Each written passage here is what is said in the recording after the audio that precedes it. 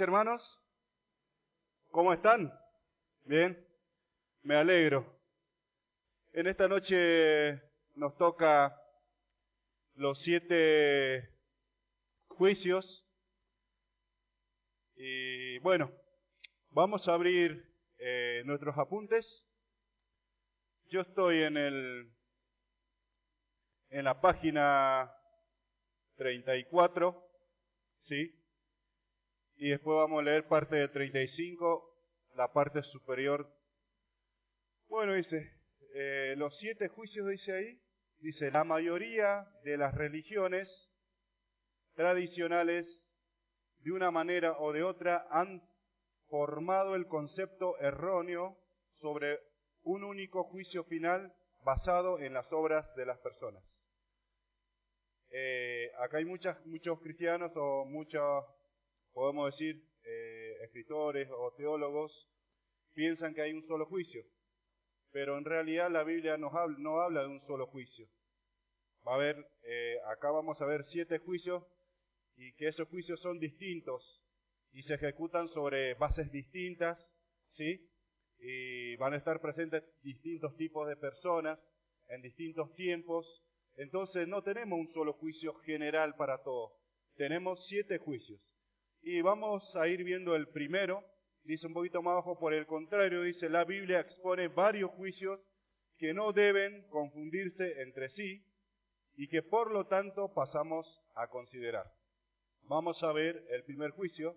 Dice juicio sobre el pecado. Acá vamos a ver, tenemos Romanos 6:23, Isaías 53, versículo 6, Primera de Pedro, capítulo 2, versículo 24, el Evangelio de San Juan, capítulo 12, versículo 31. Esos son los pasajes que vamos a estar viendo, y un poquito más abajo tenemos Romanos 8, versículo 2 al 4. Y como último vamos a leer Romanos 8:1. Bueno, vamos a pasar a ver este juicio sobre el pecado. Vamos a leer el primer versículo de Romanos 6:23, que es un versículo bastante conocido, lo conocemos la mayoría. Pero antes está 1 Pedro 2, capítulo 2, versículo 24. Dice así: quien llevó él mismo nuestros pecados en su cuerpo sobre el madero. 1 Pedro capítulo 2, versículo 24. Para que nosotros, estando muertos a los pecados, dice, vivamos a la justicia, y por cuya herida fuisteis sanados. Acá el apóstol Pablo está hablando, dice, ¿quién llevó él mismo nuestros pecados? Está hablando de nuestro Señor Jesucristo en su cuerpo, dice, sobre el madero, para que nosotros, dice, o sea, nosotros los gentiles y toda persona que aceptó a Cristo Jesús en su corazón, estando muertos, porque dicen nosotros estamos muertos de nuestros delitos y pecados, sin esperanza, sin ninguna salvación, sin conocimiento de Dios. Pero cuando el Evangelio llega a nuestras vidas, Dios nos da vida juntamente con Jesucristo y formamos y llegamos a ser parte del cuerpo de Cristo. Apenas nosotros recibimos a Cristo, somos injertados en el cuerpo de Cristo. No solamente eso, sino que somos, dice, adoptados, el Espíritu Santo entra en nosotros y pasamos a ser hijos de Dios. Dice, vivamos la justicia, y por cuya herida, fuisteis sanados. ¿Cuál herida? Nosotros vemos que en Isaías 53 vemos cómo fue el proceso de Jesucristo, nuestro Salvador, antes de llegar a la cruz del Calvario. Dice que lo desfiguraron, dice que nuestras enfermedades fueron sobre Él. Todo ese proceso Jesucristo tuvo que pasar hasta llegar a la cruz.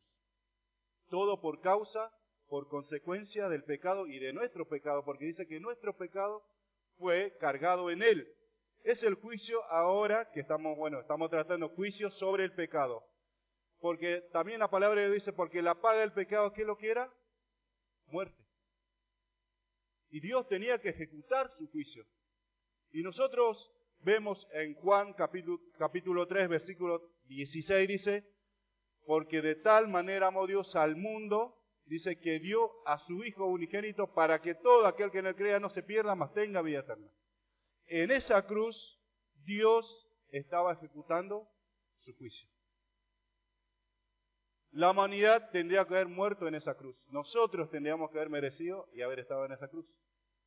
Pero ese juicio no fue ejecutado sobre nuestra persona, sino sobre la persona de nuestro Señor Jesucristo. Él pagó por nuestros pecados.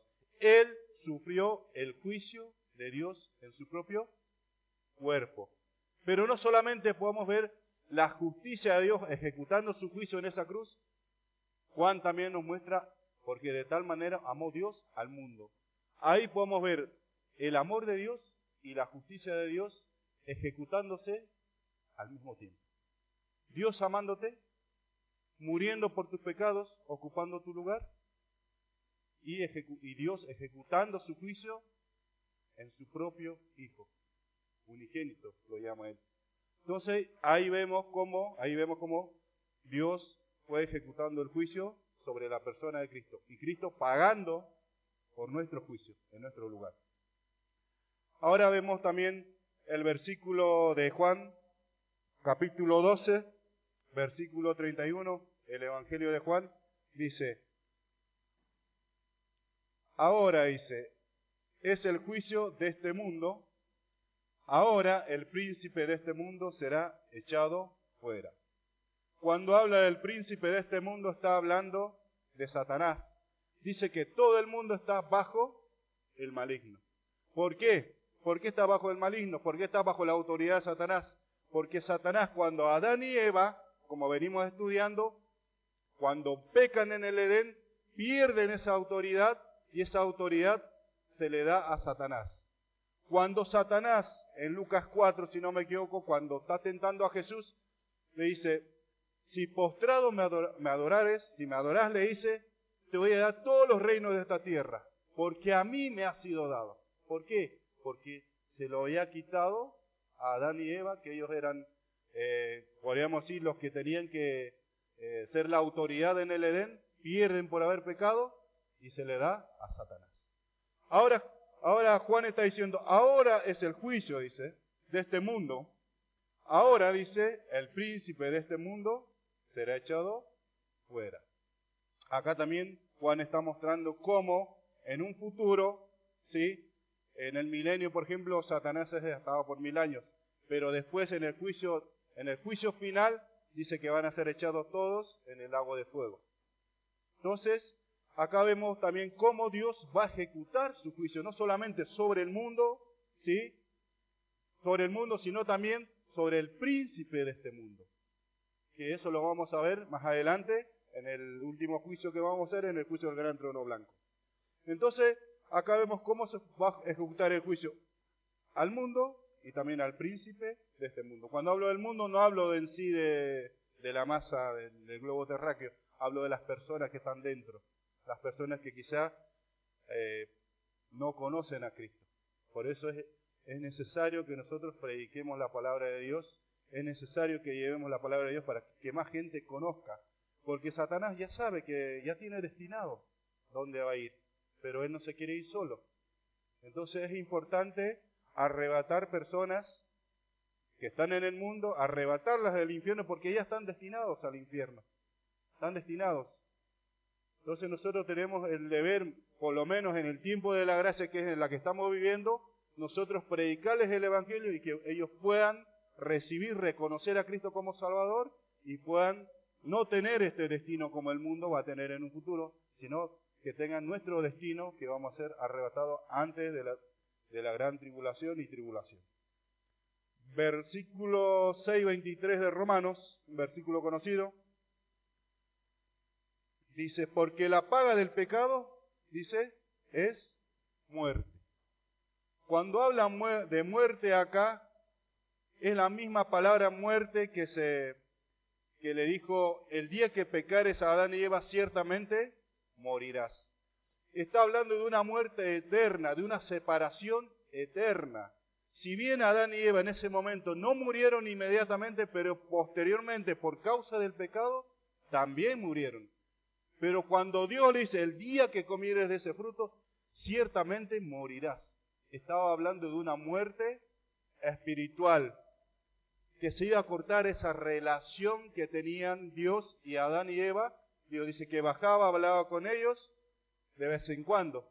Pero después del pecado, después que lo saca del huerto, ya la relación era distinta, era a través de un sacrificio, como venimos viendo hasta ahora en esta materia. Entonces, porque la paga del pecado es muerte, y dice más, la dádiva de Dios es vida eterna en Cristo Jesús, Señor nuestro. Está hablando de esa dádiva, de ese regalo. ¿Quién es el regalo para nosotros? Cristo. Cristo murió en esa cruz para darnos vida eterna a nosotros. Más la dádiva de Dios es vida eterna en Cristo Jesús, Señor nuestro. Entonces, vamos viendo cómo Dios va ejecutando el juicio sobre el mundo, sobre Satanás, y recién Pedro nos dijo cómo Dios llevó en el madero, Jesús cómo llevó el juicio sobre su cuerpo, el juicio que Dios ejecutó en él, que era para nosotros. Y ahora Romanos 3, 26, 23 dice, porque la paga del pecado es muerte. Esa muerte que a nosotros nos pertenecía, bueno, también la llevó nuestro Señor Jesucristo. Ahora Pablo en uno de sus cartas dice, ¿dónde está, oh muerte, tu aguijón?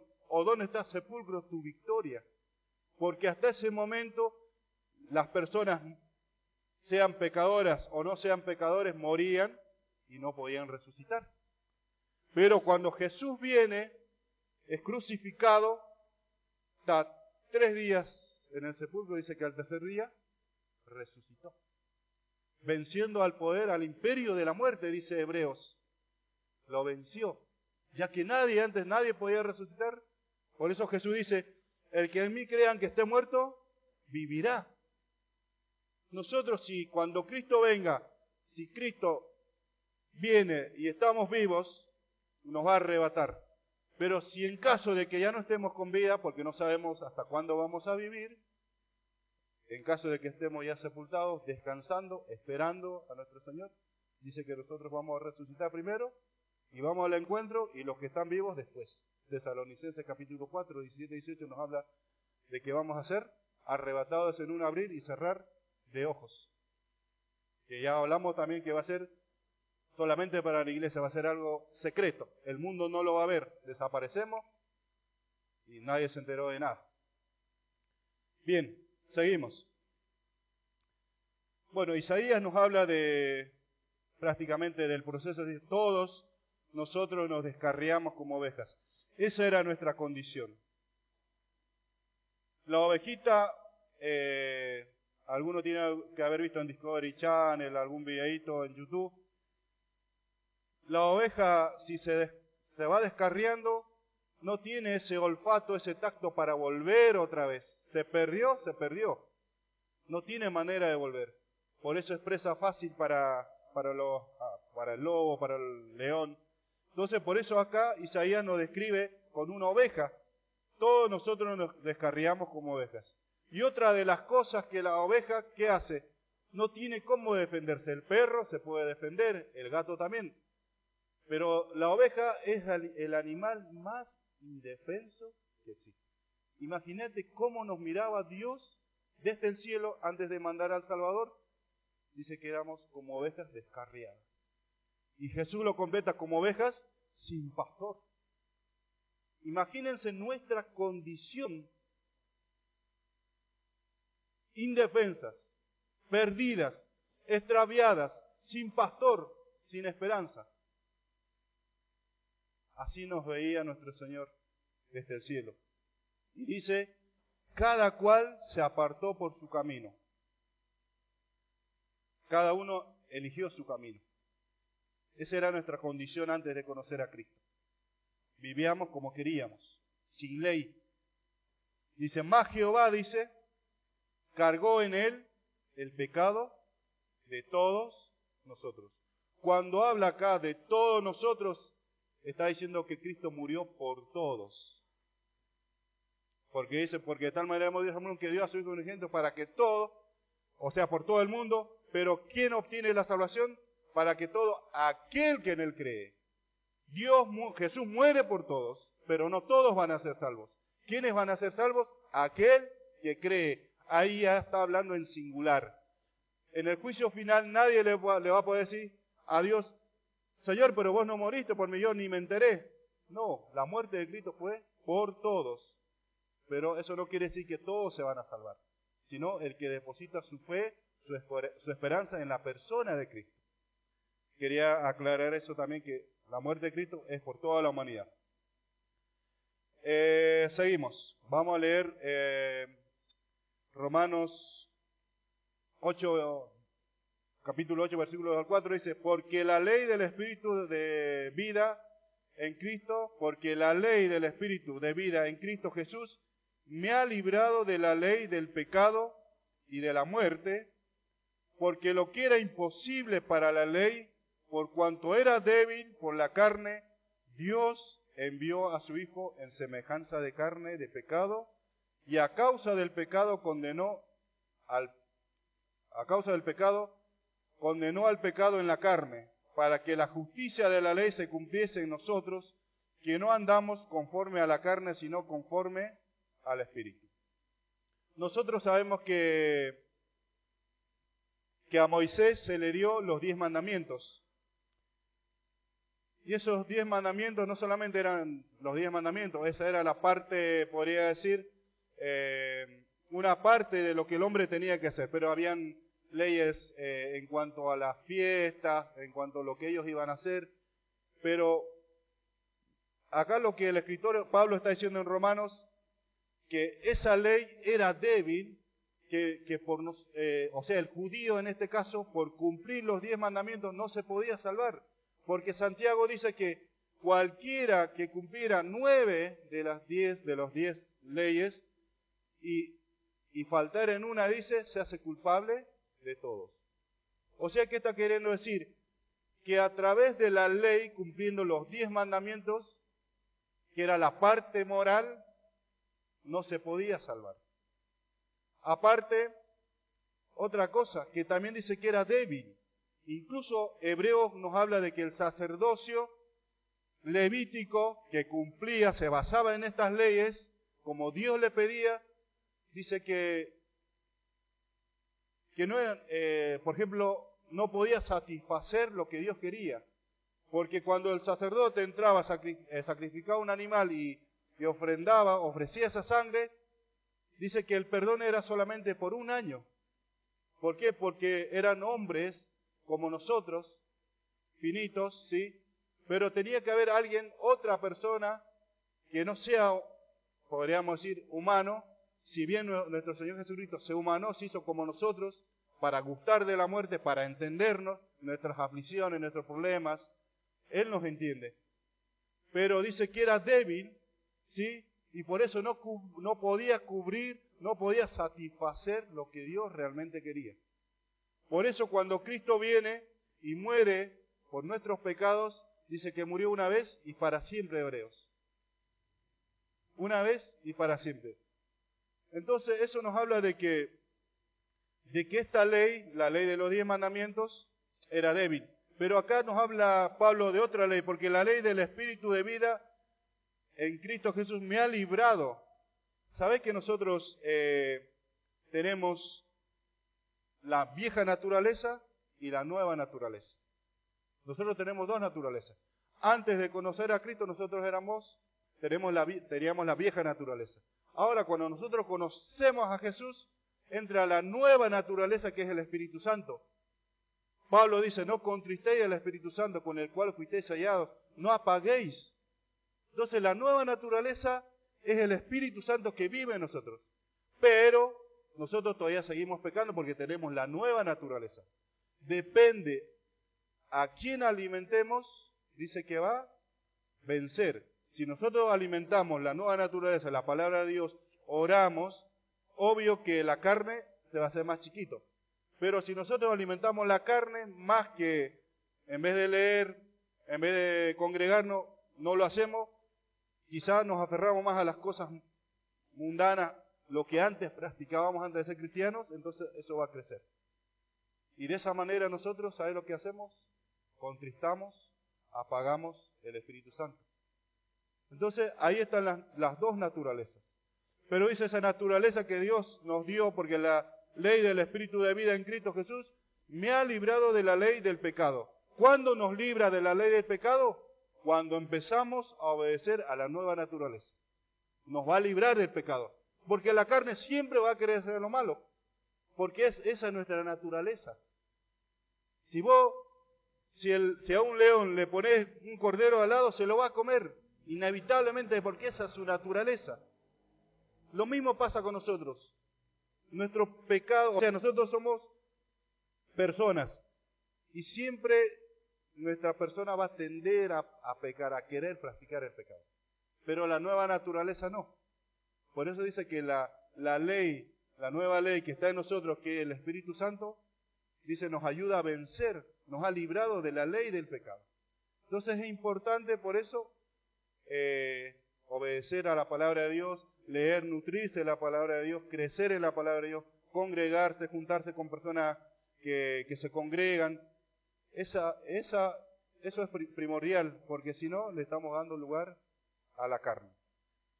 Vamos al versículo de Romanos 8:1. Ahora pues dice, ninguna condenación hay para los que están en Cristo Jesús. Los que no andamos conforme a la carne, acá vuelve a repetir, sino conforme a ¿qué? Al Espíritu.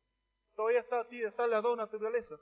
Y Juan va a decir, dice que el verdadero cristiano no peca. Pero ¿qué es lo que no peca? La nueva naturaleza. La vieja sigue pecando. Por eso Juan después dice, si alguno hubiese pecado, abogado tenemos para con el Padre. ¿O no te ha pasado alguna vez? Pecaste y leíste Juan decir, uy, pero acá dice que el verdadero cristiano no peca, entonces ¿seré cristiano? ¿O no soy cristiano? Cuando te empieza a entrar las dudas, ¿habré recibido a Cristo o no habré recibido? Yo las luchas que habré tenido. ¿Pero por qué? Porque muchas veces malinterpretaba ese texto. Lo que no peca es la nueva naturaleza. La vieja va a seguir pecando siempre y cuando vos le des lugar. Si vos no le das lugar, no le damos lugar, no va a pecar. ¿Se entiende? Entonces no te sientas mal cuando pequé, porque vamos a seguir pecando. Solo que el pecado tiene que ser un accidente, no tiene que ser una práctica. Un accidente cuando es, cuando yo voy caminando sin querer, me tropiezo y me caigo. Pero yo sé que si voy a pasar por ahí, ya sé que hay una piedra, un escalón, ya no me voy a caer. Pero si yo me caigo, siempre me caigo en la misma piedra, ya eso es una práctica. Ya cuando es una práctica, ahí tengo que rever realmente cómo está mi vida espiritual. ¿Se entiende? Entonces dice, ahora pues, ninguna condenación hay para los que están en Cristo Jesús, los que andan conforme a la carne, sino conforme al Espíritu. Entonces, ahí vimos cómo el juicio se ejecutó, cómo Dios ejecutó el juicio sobre el pecado. Lo principal, nuestro Señor Jesucristo. Lo ejecutó en Él. Eso es muy importante que nosotros sepamos que si nosotros estamos hoy sentados acá, es porque alguien pagó por nuestros pecados, alguien ocupó nuestro lugar. Si no, te aseguro que ninguno de nosotros, estaríamos en este lugar. Estaríamos todavía perdidos. No sé dónde, pero estaríamos perdidos. Pero gracias a Dios que nos alcanzó, porque Él nos estuvo buscando como esa oveja perdida, ¿no? Que dicen los evangelios también, que también habla de que nosotros, dice que Jesús vino a buscar y a salvar lo que se había perdido. Y nosotros éramos esas personas perdidas, aparte del pueblo de Israel. Nosotros estábamos perdidos. Seguimos. Juicio sobre el creyente sobre sí mismo. Bueno, esto, 1 Corintios, vamos a leer capítulo 11, versículo 31 al 32. Pero si nos examinamos a nosotros mismos, dicen, no seríamos juzgados, mas siendo juzgados somos castigados por el Señor, para que no seamos condenados con el mundo. Acá nos habla de un autoexamen que nosotros deberíamos hacernos. Dice, pero si nos examinamos a nosotros mismos, no seríamos juzgados, dice. Mas siendo juzgados somos castigados por el Señor. Hay un salmo cuando David dice, examíname y ve si hay en mí un corazón bueno o un corazón malo. David tenía esa idea, esa tendencia de examinarse si realmente estaba bien o estaba mal. Quizás muchas veces esto no es una práctica de nosotros, porque no estamos acostumbrados. Pero es bueno examinarnos, por lo menos, creo, antes de acostarme, si realmente he hecho lo bueno, o si en algún momento me equivoqué, quizás sin querer, quizás afecté, ofendí a alguien sin querer, que quizás en ese momento no me acuerdo. Pero llega la tarde, y a veces uno recopila y ve para atrás. Sí, ¿te parece? Me equivoco en esto. No sé si alguna vez te ha pasado y a veces no puedes dormir, y o estás ahí y tenés ganas de solucionarlo. También la Biblia nos enseña, dice que el sol no se ponga sobre nuestro pecado, ¿no? Y da la idea de que nosotros, si hemos hecho algo, nos hemos equivocado, ir a la cama o a dormirnos en paz, pidiéndole perdón a Dios por todo, quizá ni nos dimos cuenta que nos equivocamos, por si las dudas, pido perdón. Porque nosotros muchas veces nos equivocamos sin querer y a veces hemos afectado y ni cuenta nos dimos. A veces pasa.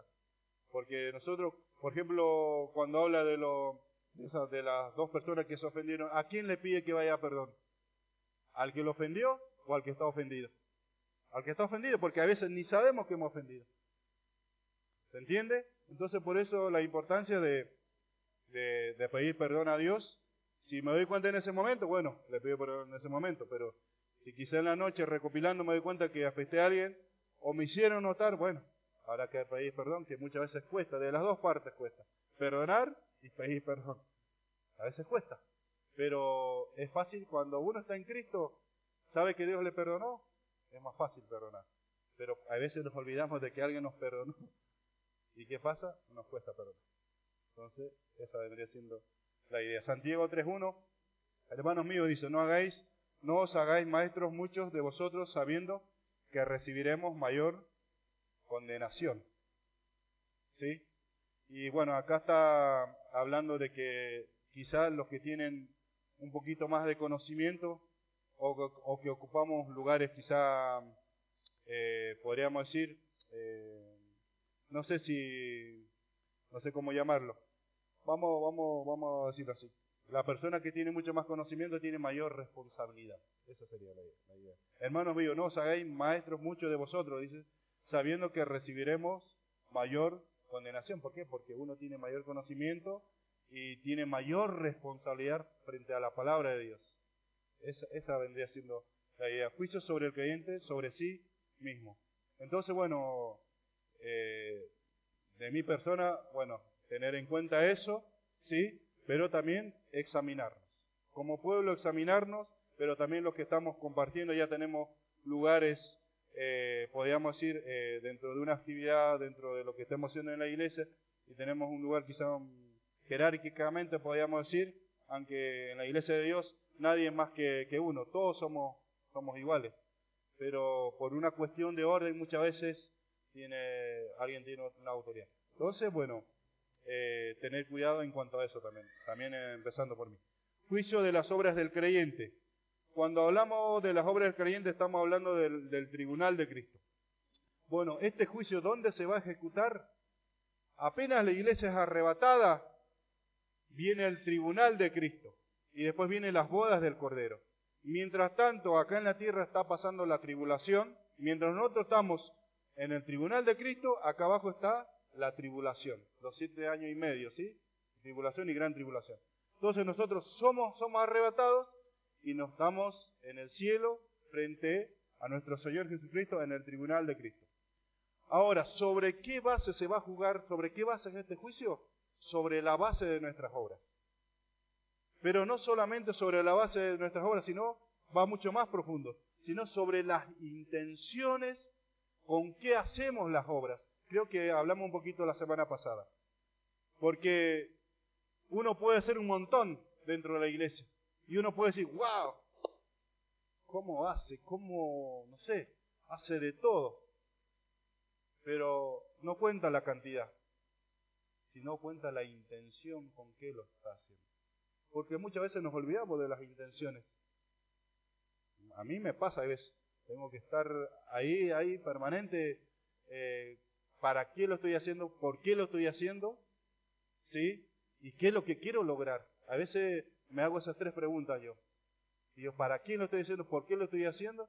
Lo estoy haciendo porque me quiero inflar el pecho, para que me vean, porque somos propensos a errar en eso. Así que debemos tener mucho cuidado en eso, porque no es la cantidad, no es lo que hagamos, sino cómo lo hacemos, con qué intención lo hacemos. Porque Dios, ahí en el tribunal de Cristo, cuando estemos frente a Él, porque nosotros vamos a ser juzgados por nuestro Señor Jesucristo, porque el juicio dice, lo da al Hijo. ¿Y quién va a estar ahí sentado? Nuestro Señor Jesucristo. Entonces, va a ser en el cielo, el juez va a ser nuestro Señor Jesucristo, el juez justo y verdadero, así que no podemos pasar, o sea, no podemos decir, bueno, por apercibido, bueno, pasa esta obra, no. Dice que también Corintios que las obras, dice, algunas obras que se van a quemar, las de heno, madera, hojarasca, son cosas combustibles que se puede quemar. Pero también dice piedras preciosas, oro, esas piedras en vez de quemarse se refinan mucho más, se hacen más puros. Entonces, dependiendo cómo fue tu obra dentro de la iglesia 25 de mayo y en todo lo que estamos trabajando afuera, dependiendo con qué intención lo hiciste, cuando nosotros estemos en el tribunal de Cristo, Cristo nos va a mirar, dice que tiene los ojos como llama de fuego.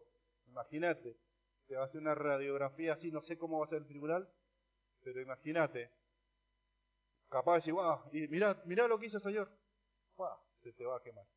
Y capaz alguien viene, Señor, mirá, yo hice este poquito, y se lo va a presentar y se va a purificar.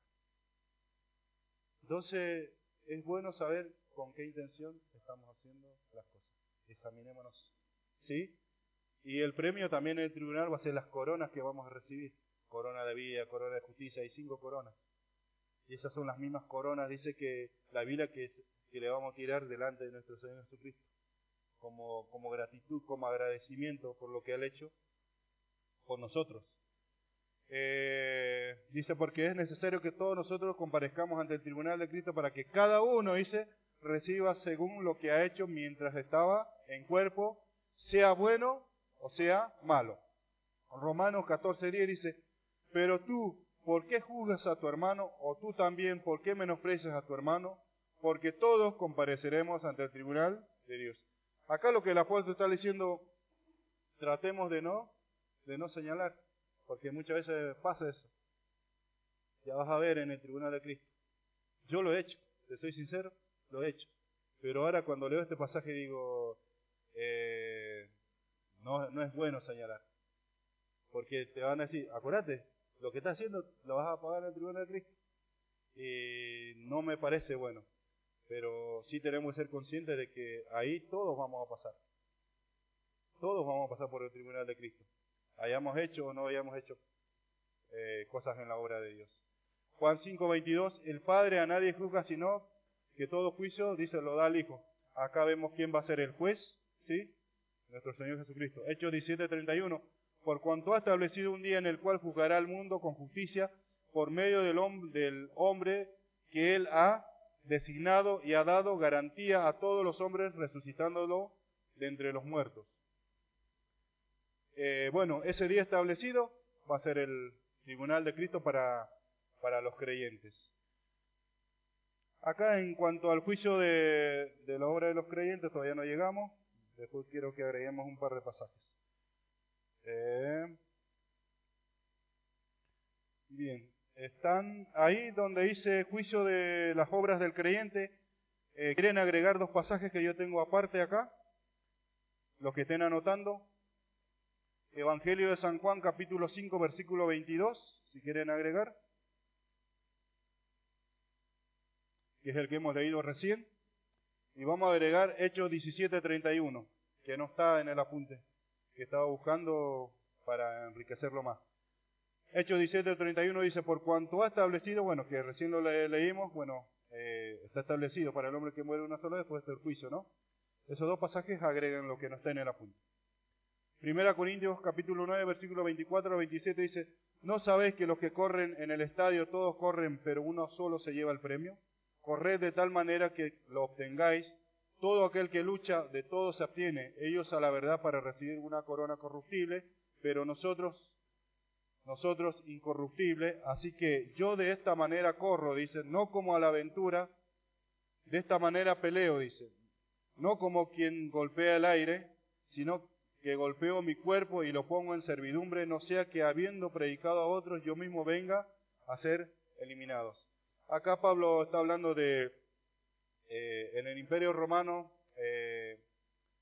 en este caso está hablando de una carrera, pero habían distintos, podríamos decir, habían juegos de atletismo y todo eso, de fuerza, pero Pablo acá en realidad está usando el tema de la carrera.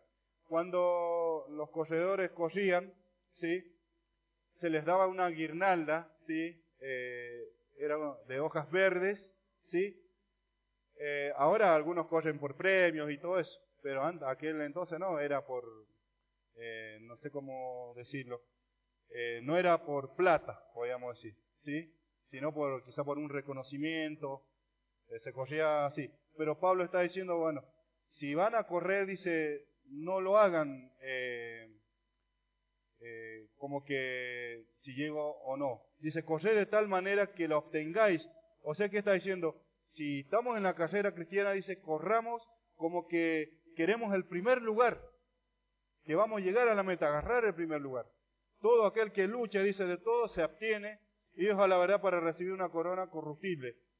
¿Y qué pasaba con los atletas de ese momento? Ahora mismo los atletas duermen temprano, tienen una dieta, también tienen un plan de ejercicio, se ejercitan para llegar a ser primero. Entonces acá lo que Pablo está hablando de una disciplina. Nosotros como hijos de Dios también deberíamos tenemos, ¿no? También me incluyo, debemos ser disciplinados para esta carrera. Porque esta no es una carrera de 100 metros, es prácticamente en nuestra vida cristiana. No sé cuándo vamos a perecer, pero es toda una vida, ¿sí? Pero muchas veces, si nosotros no tenemos una meta fija y no somos disciplinados, en algún momento nos podemos descarriar o caer y estar ahí. Entonces es necesario una disciplina, una preparación, pero también una persistencia, puesto los ojos en Jesús, el autor y consumador, que dice Hebreos, de nuestra fe. Debemos poner nuestra mente, todo nuestro ser, en la persona de nuestro Señor Jesucristo. Eso es la idea de Pablo, ¿sí? Y dice que si corro, dice, no corro como a la aventura, bueno, si llego o no llego, sino que golpeo mi cuerpo y lo pongo en servidumbre, dice. O sea, en la vida cristiana sabemos que tenemos que servir de distintas maneras. Siempre tenemos a alguien que enseña, alguien que se ocupa de la escuelita dominical. También hay dones, por ejemplo, el de servicio, que es lo que menos se ve y los que son menos prestigiosos. Pero ¿sabes qué te quiero decir? Que tanto el que enseña y el que limpia tiene la misma importancia. Porque nosotros no podríamos estar sentados acá y no podríamos estar disfrutando si alguien no hubiese limpiado ese banco, este piso, hubiese prendido la luz, no estaríamos cómodos. O sea, cada don es importantísimo. Y incluso Corintios Pablo dice, aún los que no se ven, los que no son vistosos también son importantes dentro del cuerpo de Cristo. Porque entre todos nos ayudamos. Quizá el que enseña edifica a la iglesia, pero el que limpia ayuda al que viene a enseñar. Esto capaz tendría que estar sucio, lleno de tela de araña. Imagínense que nadie limpiara. Las arañas por acá, papeles por acá, todo sucio. No sería lindo estar acá. Pero se ve lindo porque alguien vino a limpiar. Y sabes que quizá vos decís, bueno, yo tengo el don de servicio. Quizá muchos lo ven mal o no es bien visto. Pero quiero decirte que es muy importante lo que estás haciendo. Es muy importante. Tan importante como lo que estoy haciendo, como cualquier hermano está haciendo en cualquier área de su trabajo. Es importante. Todos somos importantes dentro del cuerpo de Cristo. Todos valemos por igual.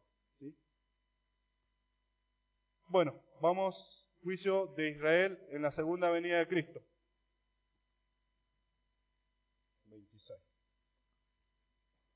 Bueno, este juicio se va a realizar para entrar al milenio. Estamos hablando, capítulo 20 de Apocalipsis, tenemos el milenio, ¿sí? O sea, al final del capítulo 19 se va a realizar este juicio. Ahora, vamos a leer Salmo 50. Vamos a leer Salmo 50, capítulo 3, versículo 3 al 6. Después tengo muchos pasajes, pero vamos a leer poquito porque son un montón de pasajes, para tener una idea. Viene nuestro Dios y no callará, dice. Fuego consumirá delante de él y en derredor suyo habrá tempestad grande. Versículo 4 dice, convocará a los cielos de arriba y a la tierra para juzgar a su pueblo. Juntadme mis santos, los que hicieron conmigo pacto con sacrificio, y los cielos declararán su justicia porque Dios es el juez. Bueno, Ezequiel habla un poquito también de cómo va a ser este juicio, pero son un montón de pasajes. Vamos a leer un par de versículos. Dice, vivo yo, dice Jehová, que con mano fuerte y brazo extendido y enojo derramado,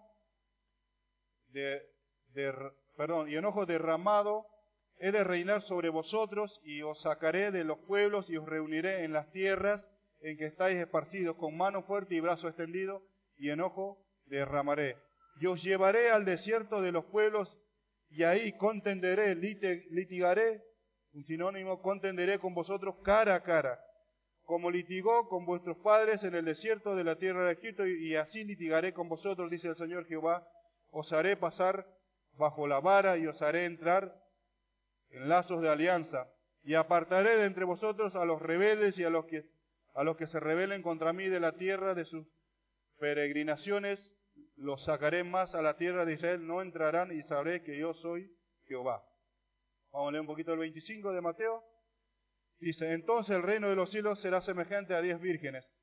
Esta historia la conocemos todos, ¿no? La parábola de las 10 vírgenes. Son 5 eran, dice, prudentes y las otras 5 no. 5 eran preparadas, que llevaron aceite extra para esperar, ¿sí? Y las otras no. Pero dice que en un determinado tiempo se les termina el aceite. Entonces cuando llega el novio, ¿no? Dice, les piden aceite las otras 5. Y ella dice, no, mejor vayan y busquen más aceite, no vaya a ser que nos falte también a ustedes y a nosotros también. Entonces dice que cuando las 5 se van, justo llega.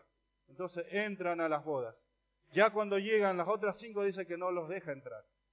Entonces esta parábola es es antes de entrar al milenio, es antes de entrar al milenio, es para entrar al milenio. Entonces las 5 prudentes entran como representantes, podríamos decir, está la tribulación y la gran tribulación. Estas 5 prudentes van a representar a esas personas que, imagínense, van a ser perseguidas. Acuérdense, en la gran tribulación y tribulación la gente va a ser perseguida. Y esa parte de la tribulación y la gran tribulación es para el pueblo de Israel, ¿sí? Entonces, ¿quiénes van a entrar? Los que realmente eran prudentes y estaban preparadas. Pero no solamente acá vamos a hablar no solamente vamos a hablar para, ¿cómo se llama? Acá estamos. Dijimos, juicio de las obras, eso ya lo leímos. Acá, el juicio de Israel. Bueno, acá está el pueblo de Israel por una parte, sí, pero también está el pueblo gentil. Acuérdense que la gran tribulación va a pasar el pueblo judío y también van a pasar las personas que no conocieron a Cristo, los que no son arrebatados, van a entrar en la gran tribulación. O sea que en la gran tribulación están judíos y también están los gentiles. Ahora, los judíos, los que hayan perseverado hasta el fin, esos son los que van a entrar. Cuando hablamos de los gentiles, ¿se acuerdan esa parte cuando Jesús los encuentra y le dice, cuando los va a dejar entrar, dice, a ver que me acuerde bien, que estas personas serían los gentiles, los que van a entrar al milenio, ¿sabes cuáles van a ser?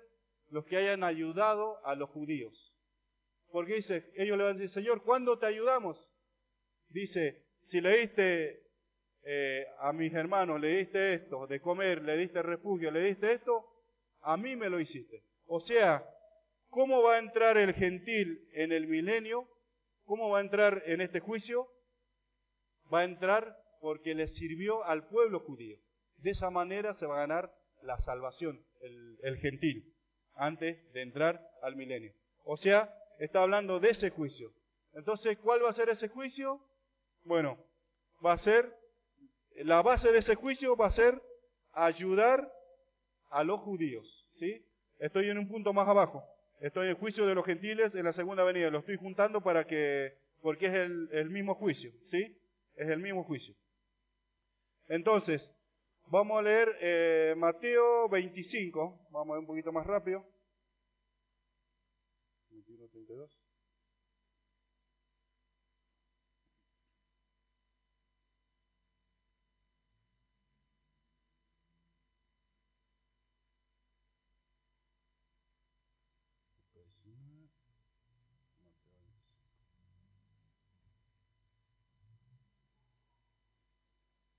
Ah, esa ya la leímos. Vamos a leer un poquito más con la parábola de los 10 talentos.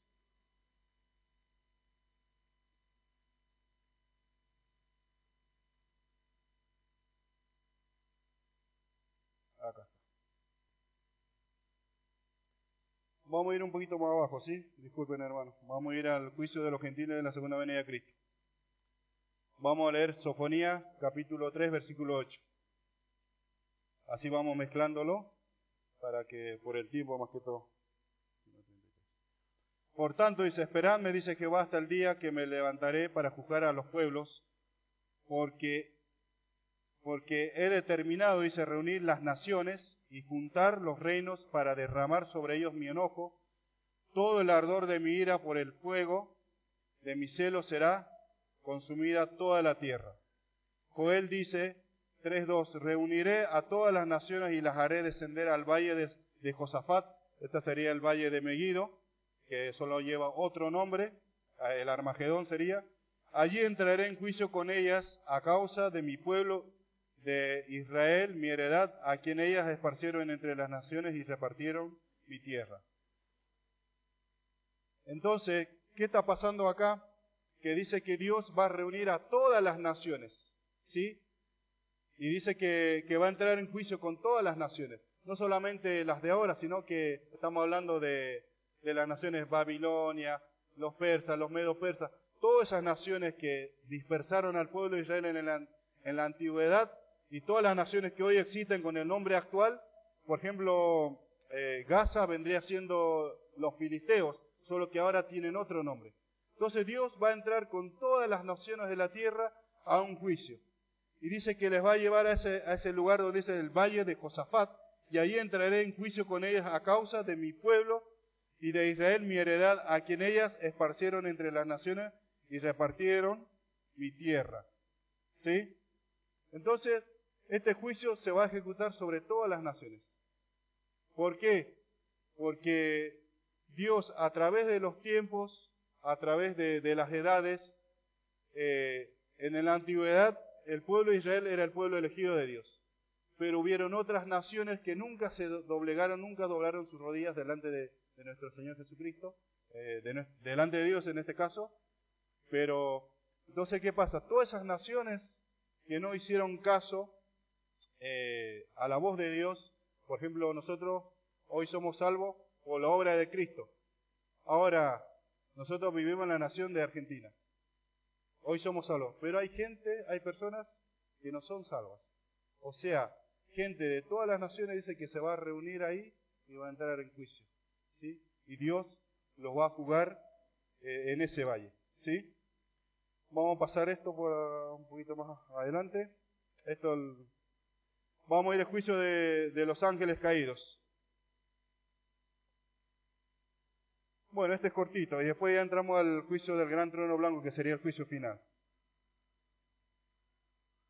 Bueno, vamos a Judas capítulo 1, versículo 6, dice, y a los ángeles que no guardaron su dignidad, ¿sí?, sino que abandonaron su propia morada, los ha reservado bajo oscuridad en prisiones eternas para el juicio del gran día, cuando está hablando del juicio del gran día, está hablando del gran juicio final, donde ahí van a ser arrojados, ¿sí? Eternamente. Ahí agreguen dos pasajes que yo acá anoté, el que está anotando. Segunda de Pedro, capítulo 2, versículo 4. Y Apocalipsis, capítulo 9, versículo 15 al 17. No están en el apunte. ¿Sí?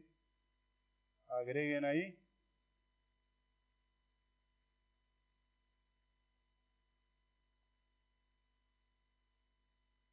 Y vamos a leer Apocalipsis capítulo 20, versículo 10. Y el diablo que los engañaba fue lanzado en el lago de fuego y azufre, donde estaban la bestia y el falso profeta, y serán atormentados día y noche por los siglos de los siglos.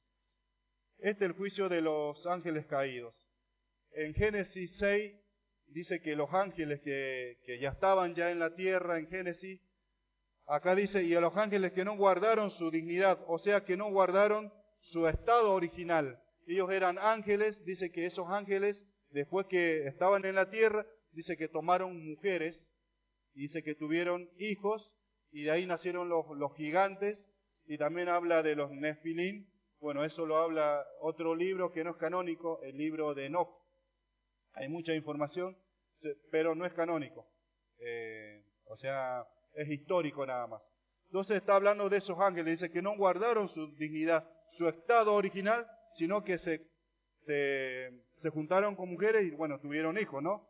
Sino que abandonaron, dice, su propia morada, los ha reservado bajo oscuridad, en prisiones eternas, para el juicio del gran día. ¿De qué juicio del gran día está hablando? Del juicio final, donde ellos van a ser arrojados, ¿sí? Apocalipsis 2:10, y el diablo que los engañaba fue lanzado en el lago de fuego y azufre, donde estaban la bestia y el falso profeta, y serán atormentados día y noche por los siglos de los siglos.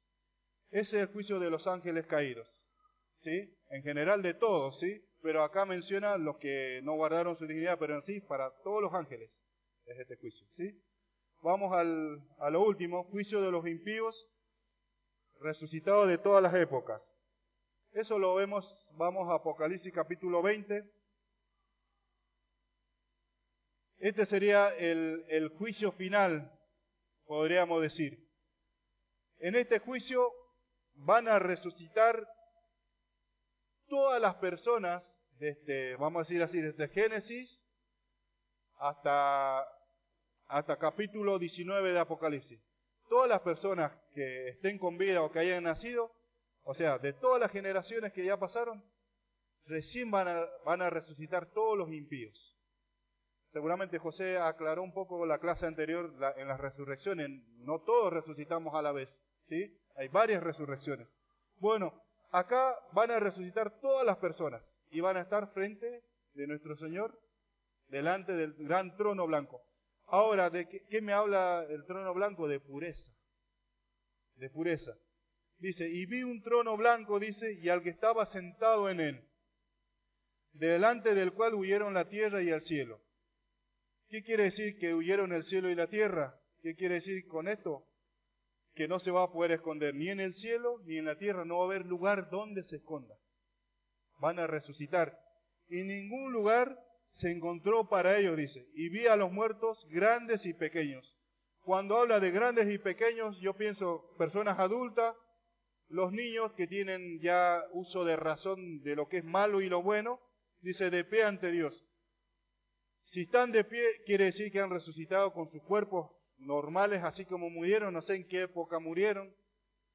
Así como murieron, con ese cuerpo van a resucitar y van a estar delante de Dios. Y dice, y los libros fueron abiertos. Y otro libro fue abierto, el cual es el libro de la vida, y fueron juzgados los muertos por las cosas que estaban escritas en los libros, según sus obras, y el que no se halló escrito en el libro de la vida fue lanzado en el lago de fuego.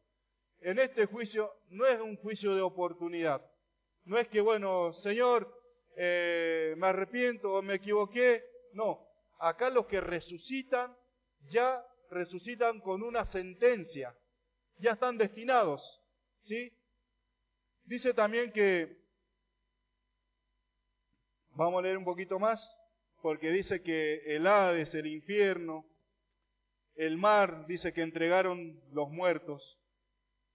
Y dice así, vamos a leer un poquito del versículo 13 del capítulo 20, dice, y el mar entregó los muertos que había en él, y la muerte y el Hades entregaron los muertos que habían en ellos, y fueron juzgados cada uno según sus obras. Y la muerte y el Hades fueron lanzados al lago de fuego. Esta es la muerte segunda, y el que no se halló escrito en el libro de la vida fue lanzado en el lago de fuego. Bueno, imagínense, hay gente que murió en el mar, que murieron ahogados, nunca los encontraron. Dice que el mar va a entregar sus muertos. Ahora esas personas que quizás cayó un edificio, murió aplastado o desapareció, también van a resucitar. Ahora, dice que el Hades es ese lugar intermedio donde las almas están esperando este momento para ser juzgados. Dice que también lo va a entregar. Aún la muerte, cuando habla de la muerte está hablando del sepulcro, ¿sí? O sea, la tumba también va a entregar sus muertos, todos sus muertos. Entonces, o sea, todo el mundo en general va a estar en este juicio final. Estoy hablando de los inconversos. Nosotros vamos a estar allá en el cielo. Y dice que van a ser juzgados por sus obras. O sea, en este juicio ya tienen un lugar designado. Solamente resucitan, ¿saben para qué? Para decirle, bueno, qué sé yo, José, vos hiciste esto, y te mereces el infierno. Listo. Es para eso. Es para hacerle saber por qué se le está destinando al infierno. Solamente para eso. El gran trono blanco. Este es el último gran juicio que habla la palabra de Dios. ¿Y qué más? Y una de las cosas acá dice que los libros fueron abiertos. Cuando habla de los libros, acuérdense, hermanos, que muchas veces nosotros lo pasamos por arriba. Pero sabes que Dios tiene registrado cada una de las cosas que las personas inconversas hicieron y cada una de las cosas que nosotros como cristianos hicimos, Él lo tiene detallado. Y cuando nosotros nos presentamos en el tribunal de Cristo, vamos a ser premiados por esas cosas. Ahora, cuando los impíos están en el gran trono blanco en este juicio, se les va a detallar todo lo que han hecho. Todo. Entonces, es para que les diga, bueno, ¿sabes por qué te vas al infierno? Por esto. Y quiero terminar, ya estamos terminando. Entonces, hermanos, no sé qué les hace pensar el gran juicio final. Acuérdense que es para los impíos. Nosotros hoy ya prácticamente somos salvos, tenemos asegurada nuestra salvación. Pero imagínense si, quizá, sí, lo voy a volver a repetir, tenemos parientes, hermanos, primos, que no conocen a Cristo Jesús.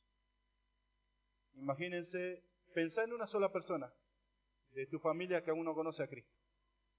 Y pensá en este tribunal. Si no conoce a Cristo, un día va a estar parado frente a ese tribunal, frente a ese gran juicio blanco. Imagínate. Ahora, hoy por hoy nosotros podemos cambiar la eternidad de esa persona, de ese pariente que va a estar delante de ese tribunal, que ya va a estar destinado al infierno. Hoy por hoy ya está destinado. Si no conoce a Cristo, ya está destinado. Porque dice, el que no cree en Jesucristo, dice que ya es condenado. Prácticamente ya es condenado. Van a resucitar para ser condenados, nada más. Imagínense, estaban en el Hades, en sufrimiento. Imagínate que han resucitado para un momento, que es el único momento, dice que estaban atormentados porque están en un lugar intermedio. Eso nos enseña la historia de Lázaro y el rico. Dice que el rico estaba atormentado. Decía, mojá tu dedo y ponémelo debajo de la lengua. ¿Sabes por qué? ¿Alguna vez te dio tanta sed? ¿Sabes lo primero que hace tu lengua? Se te pega al paladar. Por eso le dijo el rico, mojá tu dedo y ponémelo debajo de la lengua. Porque lo primero que pasa con nuestra lengua cuando no hay agua, se nos pega. Se pega. Ahora imagínense nuestro pariente. si se va sin Cristo, está en ese lugar intermedio ahora. Pero cuando llegue el gran juicio final, va a resucitar de ese tormento eterno, va a resucitar por un momentito, por un lapso de tiempo, donde no va a estar siendo atormentado. Es la única vez que va a encontrar paz, tranquilidad por un minuto, para después ir al infierno eterno. Quiero terminar con esta reflexión. Pensá en un pariente, no sé qué pariente viene a tu mente, pero eso es lo que va a pasar. Entonces es importante, hermanos, ya terminando, estos juicios nos enseñan la importancia de predicar la palabra de Dios, porque va a haber un juicio para cada persona. Y nosotros no queremos que nuestros parientes, nuestra familia estén en este juicio. Queremos que estén con nosotros, ahí disfrutando de las bodas del Cordero, volviendo nosotros con nuestro Señor Jesucristo a reinar, dice que vamos a reinar. Imagínense con nuestro vestido blanco, vamos a ser la esposa, porque dice donde está el esposo, está el esposo. Vamos a vivir por la eternidad. Y quizás se están preguntando, bueno, ¿qué vamos a hacer allá? ¿Nos vamos a aburrir? La palabra va a seguir estando. Dice que la palabra de Dios es eterna.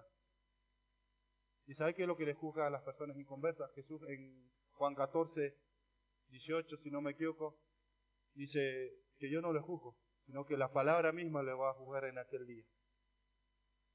Quizá mucha gente, también están escuchando, quizá mucha gente te han predicado la palabra de Dios,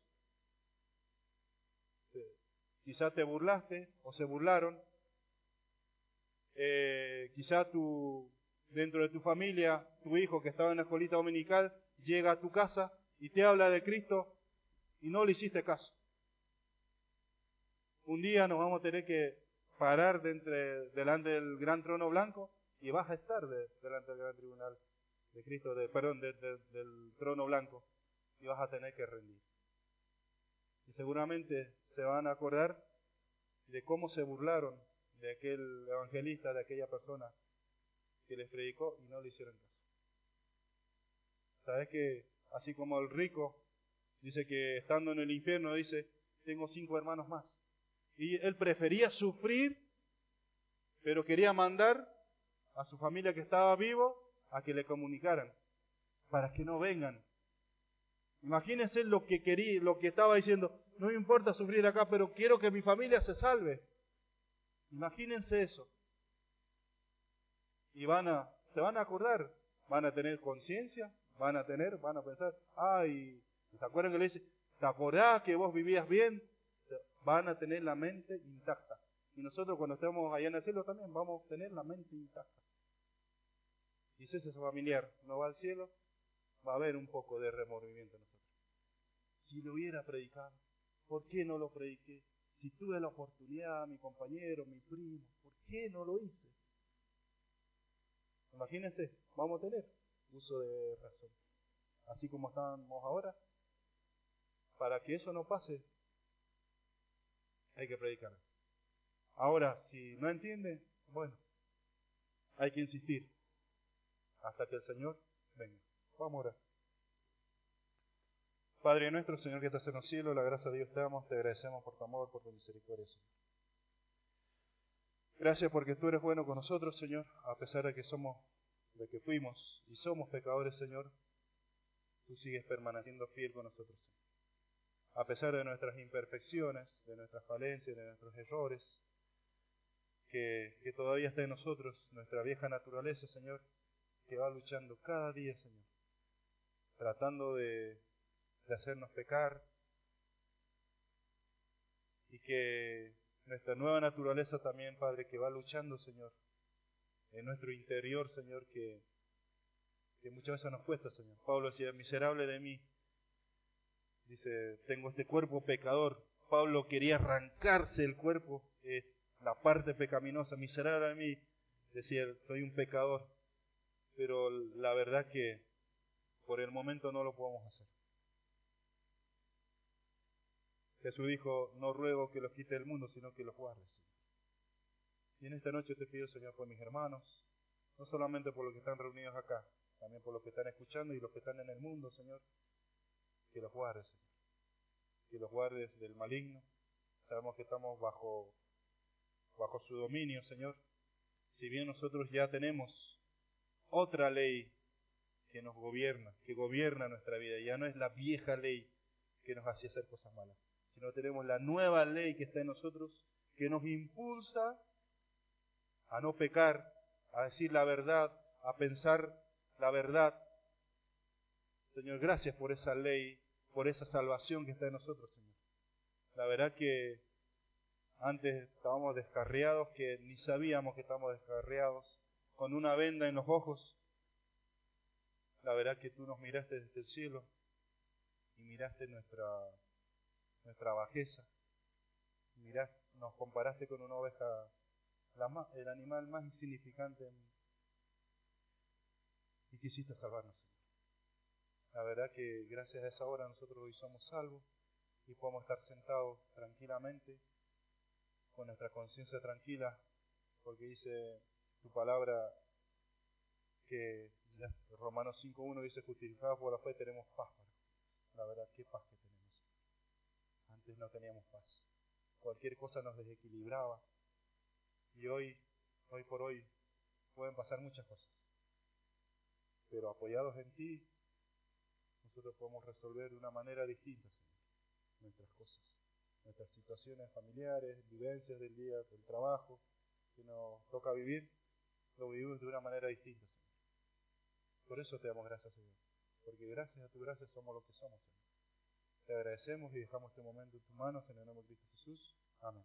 Que Dios le bendiga, hermano.